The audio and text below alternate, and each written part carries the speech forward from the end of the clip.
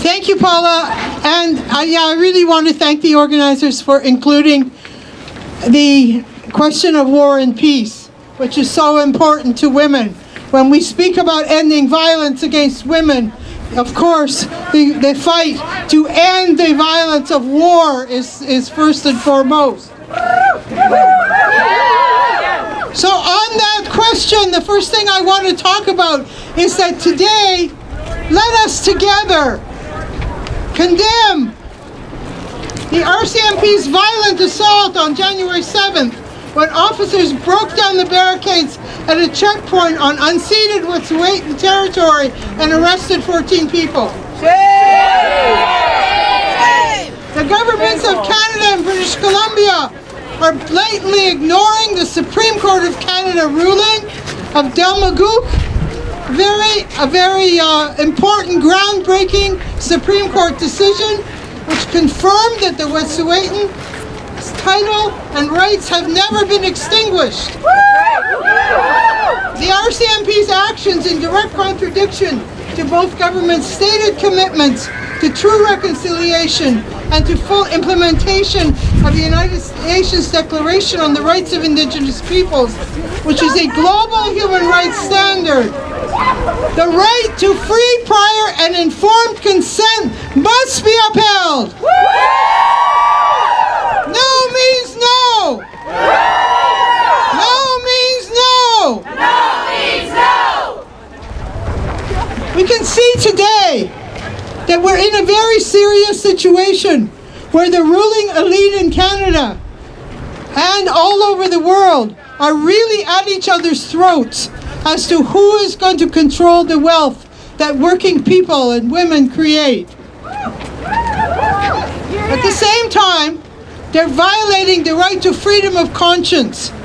And I think people don't know about these things, so I know you're cold, but I need to take a couple of minutes to tell you that in the new electoral law, that the security agencies in the RCMP were right there writing this law.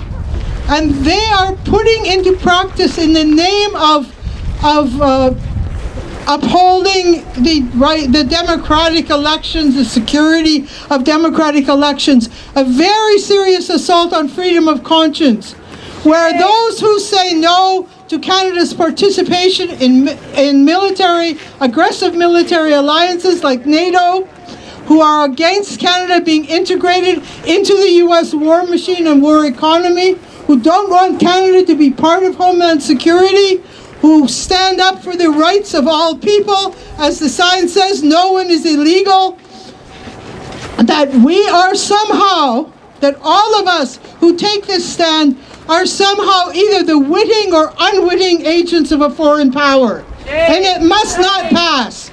We must not allow this attack on freedom of conscience to go, to allow it to go through. So it's a very, very important question for women. We have been in the forefront of the movement against war for more than 100 years in Canada. And now we're in a situation where it's more important than ever that we take our place and build that movement. Canada claims to oppose force and violence, especially against women. But at the same time, it signed the export permits for a $14 billion contract to send arms to Saudi Arabia. Arms which are being used against the people of Yemen. Tens of thousands of civilians have been killed. We know that there's famine there. We know that the women and children are the first casualties of such wars. And this, they claim, while they do this, they claim this hypocrisy that they're doing it in the name of women. Many of these wars they're fighting, they claim that they're doing it in the name of women's rights, as they did in Afghanistan. And they are responsible, these wars are responsible for the creation of millions and millions of refugees.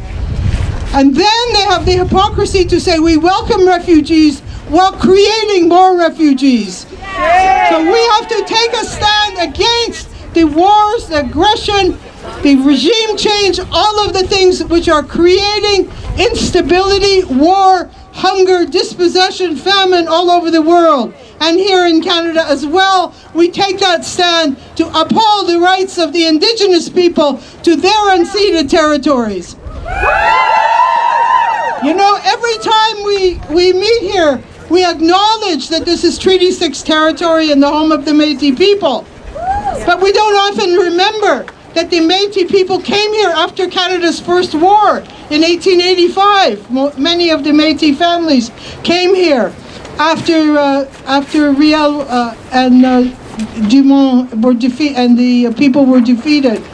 And we don't often remember that these were treaties of peace and friendship. These were not land secession treaties.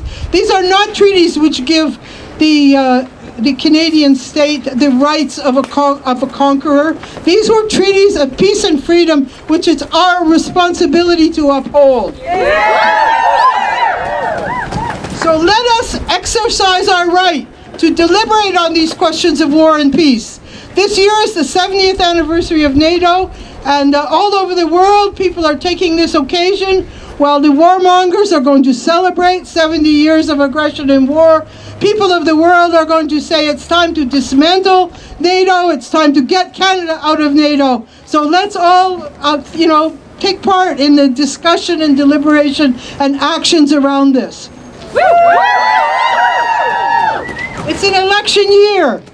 So let's make sure in this election year that our voices as women, we don't have to choose between one or another. We don't have to choose agendas that are set by other people. We have to set our own agenda. We have to put forward what are our concerns, our demands, our vision for a new society for Canada. And so let's make sure that in this year of 2019, we speak in our own voice and we take up the social responsibility and speak in our own voice.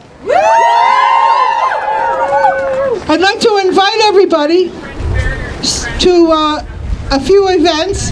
On the last day of January 31st, Women for Rights and Empowerment is having a gathering where we just invite all the different women's organizations and people to come together. You can go on our Facebook or talk to Maren, who's right here, or myself afterwards about the location and so on, and set our agenda for the year, so what everyone's planning to do this year. So everyone is welcome to that. We are going to be organizing for International Women's Day. We're having two events, a banquet on March 8th, which is International Women's Day, and a march on March the 10th, so set your calendars for that. So in closing, I'd like to say to everyone, let's work to make Canada a zone for peace. Yes. Let's... Yes. Okay, so make Canada a zone for peace. Thank you very much.